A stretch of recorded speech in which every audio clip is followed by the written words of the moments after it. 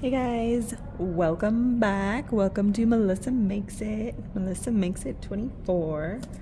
Today I am gonna show you guys some of the making process of my little tracker system that I like to have. If you have like a big goal in mind, like, so the one that I'm gonna most likely share the most of along the journey is my journey to my first 100 YouTube videos. So I've already got, yeah, you can see those. I've already got quite a few of my little clothespins made up here. But this is only 50 of them. And if my goal is to get to track my first 100 videos, look at how beautiful this one turned out. This is only 50 of them, so I just picked up another pack of 50 more, and I am gonna share that journey with you. So first things first is let me get these ones out of the way. One of my, see my cute little baby blanket, one of my favorite ways to reuse, to thrift, to hold on to stuff. Because I don't know about you guys, but I am never really ready to be done with the baby blanket phase. I love swaddling my little babies, so cute. And so I always kind of try to find ways to keep their baby blankets around instead of packing them up, because then I get to look at them and think about them every day when I'm crafting instead of just every once in a while when you get like the memory box out. So, gosh, these ones are a lot trickier to pull apart than that first set was. But first things first, I am just gonna pull all of these clothespins apart and get the little metal piece out of there. You can see I feel like the second set that I got is a little bit different. The metal piece is like way bigger in there, but they go through, oh no, and they're like way bigger pins too. That's all right. I'll mix them together. It'll be adorable. But yeah, we're gonna go through sanding, painting, sanding again before we get these guys put back together.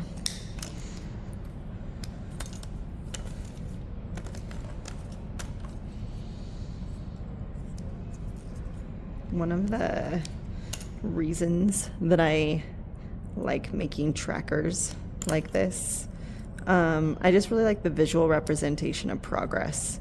It helps kind of keep me motivated. And I'm a list maker. I'm one of those people that will put something, even if I already finished it, like for the day, I'll put it on my to-do list just to mark it off so I can have that kind of, that feeling of success, of accomplishment. And really, especially a tracker like this where it's going to be so visual, essentially I'm going to clip each of these guys on a big long ribbon, hanging on the wall as I finish each video. So it kind of helps keep that momentum going because I'm tracking something digital, right? And it'll be easy to kind of lose sight of the progress I've made if I'm only looking at it on my computer screen.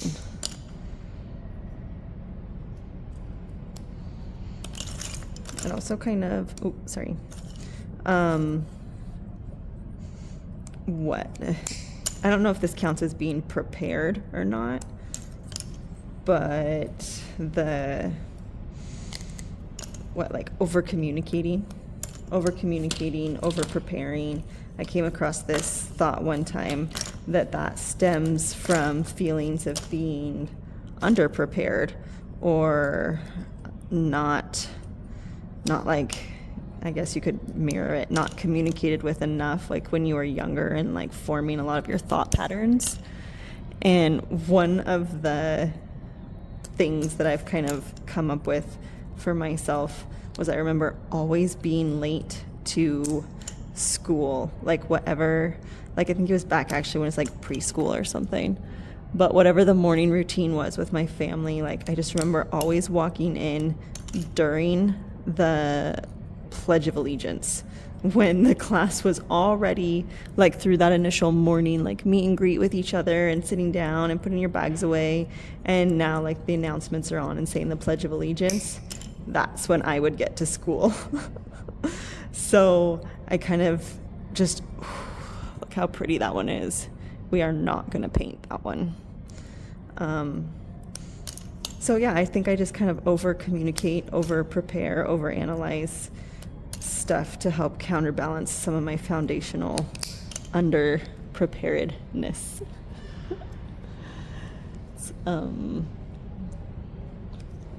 What kind of mixed too with a desire to travel light.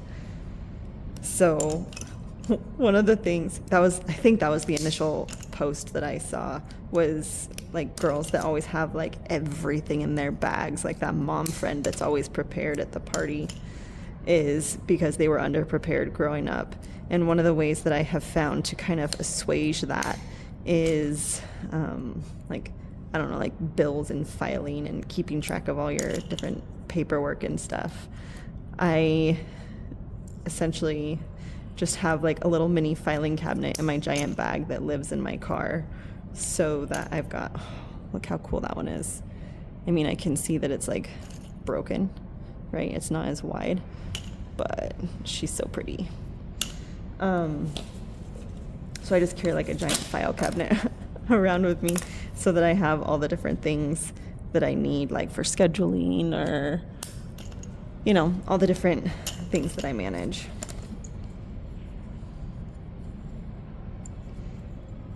And I know something like this too, the paper clips. I've thought back and forth about whether this process would be so much faster if I didn't paint them, if I dyed them, if I used like some RIT dye and just popped them all in like that boiling water for a little bit. But gosh, I just really love the process of grinding through stuff like this. The thought of doing 3 or 4 different passes through 100 paper clips, clothespins, sounds fun. If you learn to love the process of whatever it is you're doing, you will definitely love the outcome. And that is like one of my core values. Even if you don't necessarily like something that you're doing or like your job or whatever, like if you just learn to love the process, you will love where it takes you. You will love the outcome. And so many times, like you can't outrun your lessons. So many times, like the only way out of a situation that you don't like or that you don't prefer is really through it, is to accept it and learn. The faster you learn your lesson, the faster you pass the class. So I do enjoy redundant processes like this. And speaking of processes too, something, that's why I'm doing I said my first 100 videos here for YouTube, like all new. I kind of chose it as something like a new medium I wanted to learn, right? Like how you do YouTube stuff.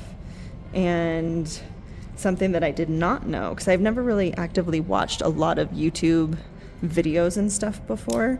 Something that I did not know is how helpful it is to actually subscribe to someone's channel. I used to not think very much of it, but now that I'm like in it and I'm doing it and I see some of the different features and stuff that are locked behind having a certain amount of subscribers or like being monetized, so that I can do this instead of a regular 9-to-5. It is super helpful to subscribe to someone's channel. So like, if y'all are interested, feel free to subscribe to my channel. It is super helpful. And now I kind of know that too when I'm like on any different platform, if it's on YouTube or like favoriting shops on Etsy or like Instagram, like just interacting with someone's channel is one of the most supportive things you can do. And wherever you're at, like you'll find like your community and whatnot. So that's something that I learned. Thought I would just pass that along. But here we go. We got quite a few of these ready. I'm gonna clear some stuff out of the way so we can start sanding.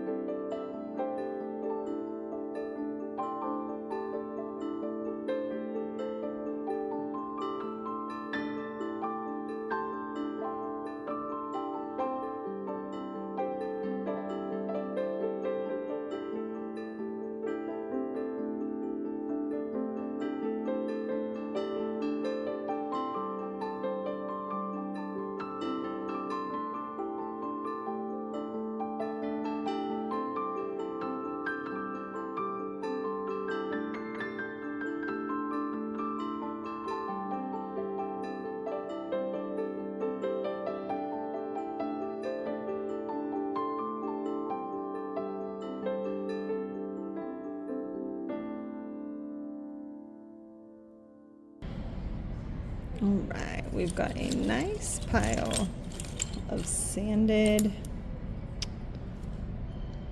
clothespins. And while I don't necessarily like these three individual colors, we're gonna mix them. I had some, rookie mistake. Definitely want to shake those acrylic paints first. I had the advice given to me one time that you should never use a paint color directly from the bottle. Like, you always want to mix it a little bit so that you've got a unique special color. And ever since I heard that, I've literally never been able to use a color straight from the bottle. So these were just the three colors I grabbed super quick this morning on my way out of the house. And we'll see what we got. I don't think the color is super gonna matter on each individual clothespin, because by the time we get done sanding and mixing and matching and all the different stuff together, like, the individuality of each one is really what's gonna come together. So honestly, it's gonna feel messy if you are into painting stuff, but it is what it is, you know. I might have to watch if I'm gonna mix colors as I go, how much of each one I paint before I let it dry and come back for the unpainted parts. But that's what we're doing here. I already messed up by painting all four sides of one end instead. So we'll quickly learn and apply from that. And I am just gonna focus on painting the backs before I run out of this little color, before I mix a different color, you know.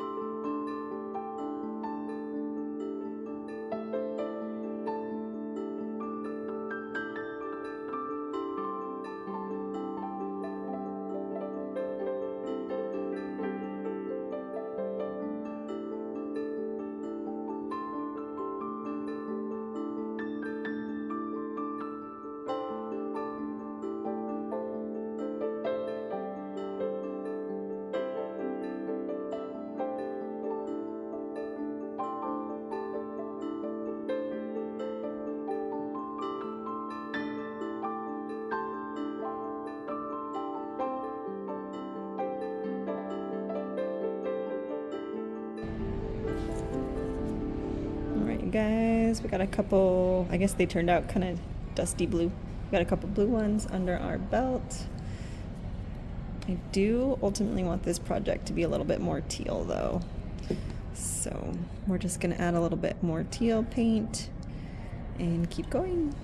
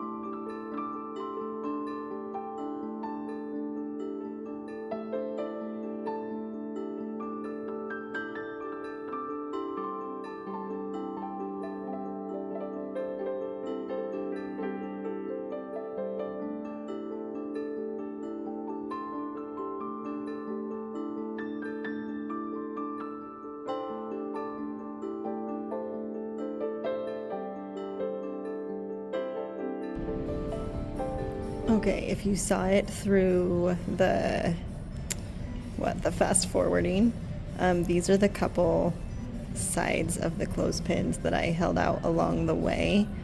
I realized as I was painting, some of them have this beautiful wood grain that just did not want to be covered up, but I still want them to match the rest of the collection that we're making here. So I am just gonna hit them with quite a bit less paint. I think this is the one where I realized I turned it around and I was like, ooh, look at her.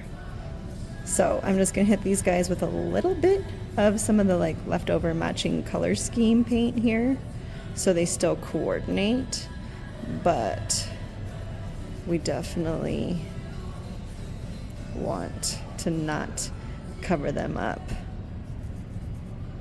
as much as some of the other ones.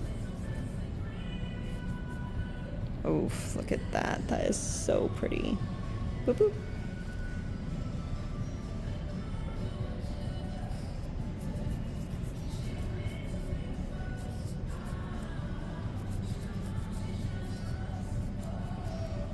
All right, that's a wrap. We are all painted on the first set here of clothespins.